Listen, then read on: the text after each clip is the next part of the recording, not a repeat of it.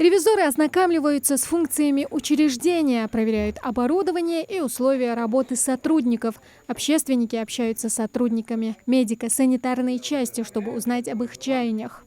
Много больных у вас бывает именно по вашей специальности? Бывает много, бывает. Когда как? В день примерно сколько больных? 12-15, 12-15 до 20 бывает. С принимаете, профосмотром до 40 принимаем. Да. А лекарства, обеспечение, все у вас хватает? Ну, да. Есть, да?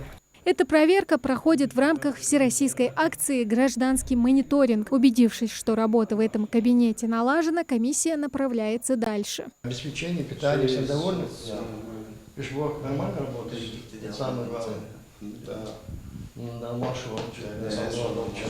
Хорошее здоровье – залог успешного выполнения сотрудниками правоохранительных органов своих служебных задач, отмечают проверяющие. Поэтому их здоровье в приоритете.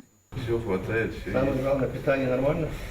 Питание на убой. Я уже начал поправляться здесь.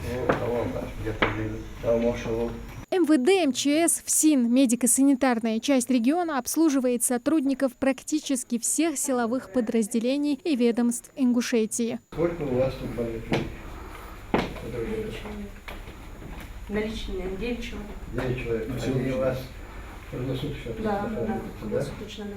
Председатель общественного совета при МВД Муса Гадиев отмечает, что сотрудники медсанчасти работают в соответствии с законом. Интересуются ревизоры не только, как лечат больных, но и как и чем их кормят. Проходится по всем кабинетам учреждения, чтобы подвести свой итог. Услышали с наших больных, с ними побеседовали.